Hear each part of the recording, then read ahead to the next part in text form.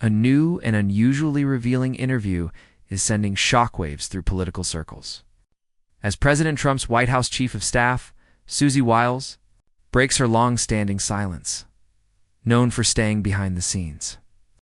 Wiles spoke candidly to Vanity Fair in a series of interviews that touch on some of the most sensitive issues facing the administration, from internal power struggles to foreign policy and political retribution.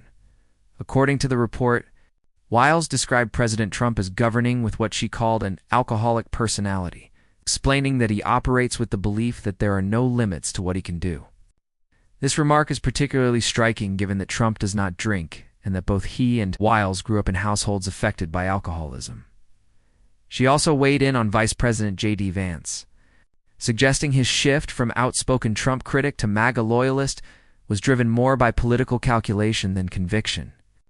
Wiles went even further, describing Vance as someone who has embraced conspiracy theories for years.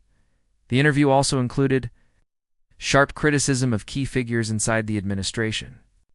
Budget Director Russell Vought was labeled a hardline ideological zealot, while Attorney General Pam Bondi, a close personal friend of Wiles, was accused of mishandling the Epstein files.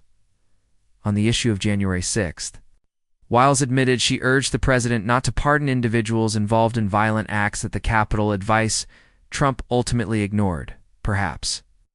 Most alarming were her comments on Venezuela.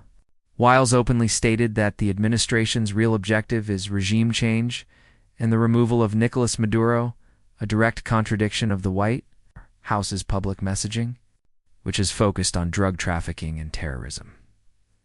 She also acknowledged that recent legal actions against Trump's political opponents, including figures like James Comey and New York Attorney General Letitia James, could reasonably be viewed as acts of political retribution.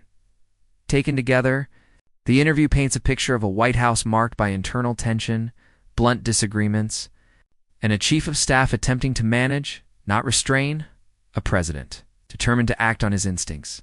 As reactions continue to pour in, one thing is clear. This is one of the most revealing glimpses yet into the inner workings of Trump's White House.